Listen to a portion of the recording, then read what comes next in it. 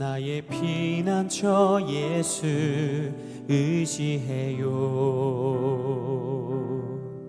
나의 피난처 예수 의지해요.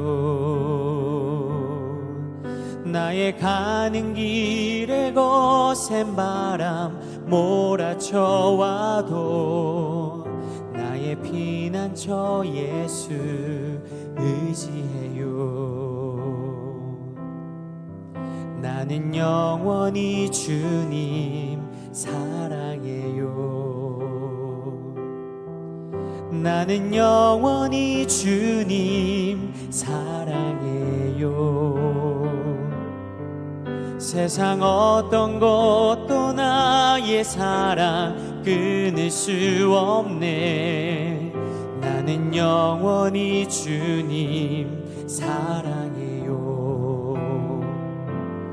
아바 아버지 나를 사랑하시니 나의 모든 것 주께 드려요. 아바 아버지 내가 여기 있으니 주님 영광 위하여 써주세요. 나의 피난처 예수 의지해요. 나의 피난처 예수 의지해요. 나의 가는 길에 거센 바람 몰아쳐와도 나의 피난처 예수 의지해요. 나는 영원히 주님 사랑해요.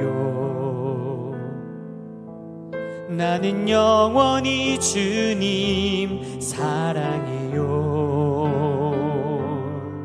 세상 어떤 것도 나의 사랑 끊을 수 없네. 나는 영원히 주님 사랑해요. 아바 아버지 나를 사랑하시니 나의 모든 것 주께 드려요. 아바 아버지 내가 여기 있으니 주님 영광 위하여 써주세요.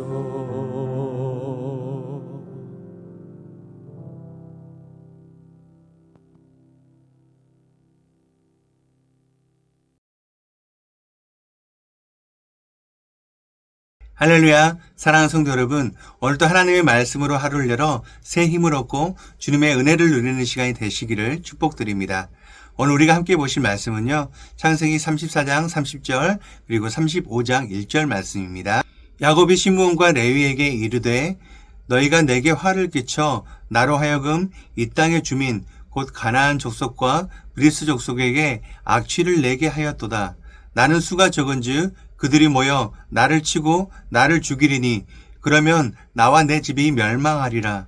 하나님이 야곱에게 이르시되 일어나 베델로 올라가서 거기 거주하며 내가 내 영 에서의 낯을 피하여 도망하던 때에 내게 나타났던 하나님께 거기서 제단을 쌓으라 하신지라. 사랑하는 성도 여러분, 우리는 어제 묵상을 통해서 야곱이 20년간의 고된 타향살이를 마치고 마침내 평안의 땅 세겜에 정착하는 모습을 보게 되었습니다.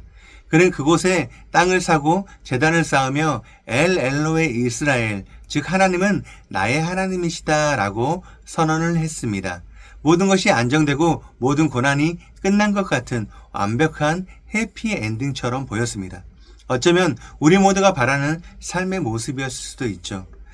하지만 오늘 우리가 마주한 창세기 34장의 사건은 그 평화로운 세겜이 얼마나 위험한 착각이었는지를 처절하게 드러냅니다. 야곱이 안주했던 그 타협의 땅에서 끔찍한 비극의 열매가 맺히고 맙니다. 그의 딸 디나가 그 땅 지도자 세겜에게 끔찍한 폭력을 당하는 사건이 발생하죠. 이 사건은 단순히 외부로부터 찾아온 불행이 아니었습니다. 그것은 야곱이 하나님의 명령이었던 베델을 외면하고 인간적인 안락함인 세겜을 선택한 그 순간부터 예고된 비극이었습니다. 하나님의 부르심을 뒤로한 채 세속적인 풍요와 안정을 택한 그의 영적인 상태는 그의 가정을 지킬 아무런 힘이 되지 못했습니다. 더 큰 비극은 그 이후에 일어나요. 딸이 끔찍한 일을 당했다는 소식을 들은 야곱의 반응은 충격적일 만큼 침착하고 미지근합니다. 그는 분노하거나 슬퍼하기보다 자신의 아들들이 돌아올 때까지 침묵하며 상황을 계산합니다. 그의 관심은 딸의 고통이나 하나님의 공의가 아니라 이 사건이 자신과 자기 가문의 안위에 어떤 영향을 미칠까에 대한 두려움뿐이었습니다. 아버지의 이 영적 무기력함은 아들들의 뒤틀린 분노에 불을 붙이게 됩니다. 시므온과 레위는 복수심에 불타서 할례를 빌미로 해서 세겜의 모든 남자를 잔인하게 학살하고 그 성읍을 약탈하게 되었습니다. 한 사람의 죄악이 아버지의 무기력을 만나서 아들들의 잔혹한 복수극으로 이어지고 결국 성읍 전체를 피로 물들이는 걷잡을 수 없는 죄의 소용돌이가 된 것입니다. 야곱이 그토록 원했던 세겜의 평화는 싱그루처럼 사라져버리고 이제 그는 자신과 온 집안이 멸망할지 모른다는 극심한 공포에 휩싸이게 됩니다. 이것이 바로 하나님이 원하지 않는 곳에 머물 때 우리가 원치 않는 일을 겪게 되는 영적 법칙의 무서운 현실이었습니다. 이 끔찍한 비극의 한가운데서 우리는 두 가지 중요한 영적 진실을 발견해야 합니다. 하나는 철저하게 실패한 인간의 모습이고 다른 하나는 그 실패의 자리까지 찾아오시는 하나님의 놀라운 은혜입니다. 야곱은 왜 이렇게 무기력했을까요? 그는 야복 강가에서 하나님과 씨름하며 이스라엘이라는 새 이름까지 받은 사람 아니었나요? 그는 세겜의 엘로의 이스라엘이라는 제단까지 쌓은 사람이 아니었습니까? 하지만 그의 믿음은 조각난 믿음, 자기 중심적인 믿음이었습니다. 야곱은 하나님을 자기 마음대로, 자기가 편한 방식대로 섬기고 있었던 것이죠. 마치 여로보암이 자기 마음대로 금송아지를 만들어 이것이 너희를 인도한 신이다 라고 선포했던 것처럼 야곱은 베델의 하나님을 세겜의 하나님으로, 순종을 요구하시는 하나님을 자신의 안녕을 보장해주는 수호신으로 전락시켰습니다. 이러한 신앙은 위기 앞에서 아무런 힘을 발휘하지 못합니다. 하나님의 뜻을 구하기보다 자기의 안위를 계산하게 만들고 거룩한 분노 대신에 비겁한 침묵을 택하게 합니다. 세겜에 쌓은 그의 제단은 하나님과의 살아있는 관계가 증거가 아니라 영적 타협을 가리기 위한 종교적 장식품에 불과했음이 이 사건을 통해서 명백히 드러난 것입니다. 야곱의 사건이 만약 여기서 끝났다면 그것은 절망의 기록일 뿐입니다. 하지만 성경은 하나님께서는 우리를 그 절망 속에 절대로 내버려 두지 않으십니다. 바로 이 모든 것이 무너진 바로 그 최악의 순간에 야곱이 자신의 지혜와 아들들의 힘, 그 어떤 것으로도 상황을 수습할 수 없는 완전한 파탄의 자리에서 드디어 하나님의 음성이 들려오게 됩니다. 창세기 35장 1절 말씀입니다. 하나님이 야곱에게 이르시되 일어나 베델로 올라가서 거기 거주하며 내가 내 형 에서의 낯을 피하여 도망하던 때에 내게 나타났던 하나님께 거기서 제단을 쌓으라 하신지라. 이것은 얼마나 놀라운 음성입니까? 하나님께서는 내가 너에게 베델로 가라고 하지 않았느냐? 너가 불순종했기 때문에 이 모든 일이 벌어진 것이다. 이렇게 책망하시지 않으셨습니다. 그 대신에 하나님은 그가 처음 하나님을 만났던 그 약속의 자리, 그의 신앙의 출발점이었던 베델을 다시 상기시켜 주십니다. 이 음성은 심판의 선고가 아니라 폐허 속에서 그를 건져내시는 구원의 손길이시고 다시 시작할 기회를 주시는 은혜의 초청이셨습니다. 야곱이 만든 끔찍한 그 위기는 역설적으로 그를 다시 하나님 부르심 앞으로 돌아오게 만드는 통로가 되었습니다. 이 모습 속에서 우리는 예수 그리스도의 복음의 그림자를 발견하게 됩니다. 우리는 모두 자신만의 세겜을 안주하며 살아가는 죄인들입니다. 우리의 타협과 불순종은 우리 자신과 공동체를 파괴하는 끔찍한 결과를 낳게 돼요. 하지만 우리 주님 예수 그리스도께서는 우리가 만든 그 죄와 절망의 한복판으로 직접 들어오십니다. 그분은 죄 없는 분이시면서도 인류의 모든 죄가 폭발하는 가장 비참한 위기의 자리 십자가로 나아가셨습니다. 그리고 그 십자가 위에서 우리의 모든 죄의 대가를 치르심으로 우리가 하나님께로 돌아갈 수 있는 새로운 배대를 열어주셨습니다. 하나님은 우리의 위기를 통해서 바로 그 십자가의 은혜를 붙들고 다시 일어서라고 우리의 참된 안식처이신 예수 그리스도께로 돌아오라고 오늘 우리를 부르고 계십니다.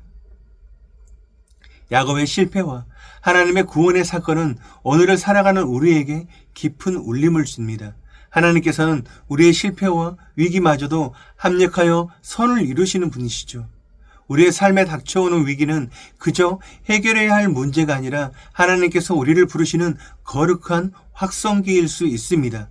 이 말씀을 믿음으로 받아 세겜의 폐해를 딛고 베델로 향해 나아갔던 야곱처럼 우리도 구체적인 결단으로 주님께 나아가기를 원합니다. 첫 번째입니다. 나의 위기를 하나님의 부르심으로 재해석합니다. 사랑하는 성도 여러분, 지금 겪고 있으신 어려움이 무엇입니까? 가정에 있는 문제입니까? 갈등입니까? 아니면 재정적인 압박입니까? 인간관계의 깨어짐 혹은 영적인 깊은 침체입니까? 왜 나에게 이런 일이 일어나는가? 이런 원망의 질문을 멈추고 하나님, 이 일을 통해서 저에게 무엇을 말씀하고 싶으십니까? 제가 떠나야 할 세겜은 어디이며 돌아가야 할 베델은 어디입니까? 이렇게 기도의 방향을 바꾸어야 합니다. 우리의 위기는 우리를 좌절시키기 위한 하나님의 형벌이 아니라 우리를 더 깊은 순종의 자리로 이끄시는 사랑의 초청장일 수 있습니다. 두 번째입니다.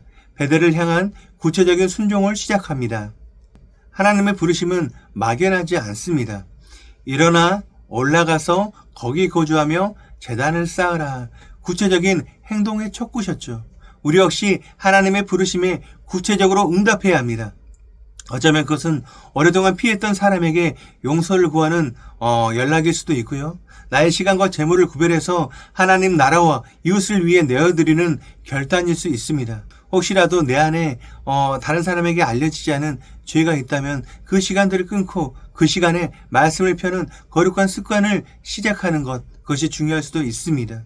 오늘 하나님께서 내 마음 가운데 주시는 그 작은 일어남의 순종을 시작할 때 우리는 베델을 향한 위대한 여정을 시작하게 될 것입니다.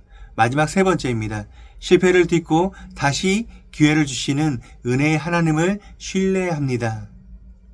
사랑하는 성도 여러분, 야곱의 사건을 통해 우리에게 주시는 가장 큰 위로는 우리의 실패가 끝이 아니라는 사실이에요.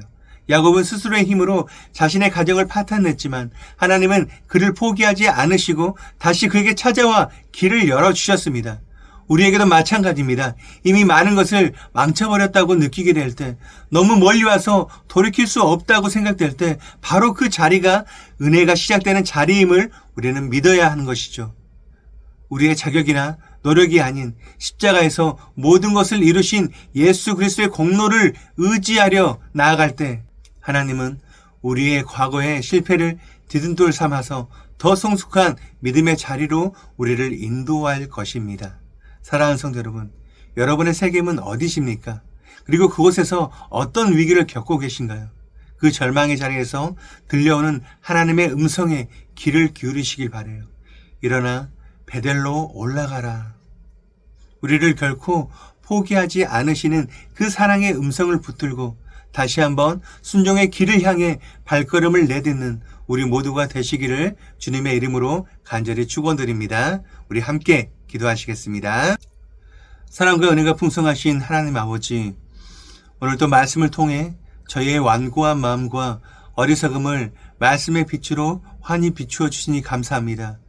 우리는 너무나 자주 주님께서 약속하신 순종의 자리 베델을 향해 나아가기보다 눈앞의 안락함과 세상적인 평안을 주는 세겜에 머물러 안주했음을 정직하게 고백합니다.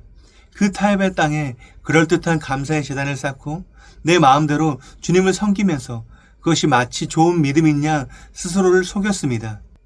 야곱처럼 불순종이 낳은 삶의 위기 앞에서 거룩한 분노와 아픔 대신 비겁한 침묵과 이기적인 계산으로 가득했던 저희의 연약한 모습을 불쌍히 여기시고 용서하여 주옵소서. 하지만 저희의 모든 실패와 절망의 자리 한가운데 다시금 일어나 베델로 올라가라 말씀하시는 주님의 그 놀라운 은혜에 감사드립니다. 꾸짖고 심판하는 대신에 구원의 손길을 내미시며 다시 시작할 기회를 주시는 주님의 자비로운 사랑을 찬양합니다. 주님, 오늘 하루를 살아갈 때 제가 안주하고 있는 영적인 세겜이 어디인지 분명히 깨닫게 하여 주시옵소서. 두려움과 타협의 자리를 박차고 일어나 주님이 원하시는 그 순종의 자리로 믿음의 발걸음을 옮길 용기와 힘을 허락하여 주시옵소서.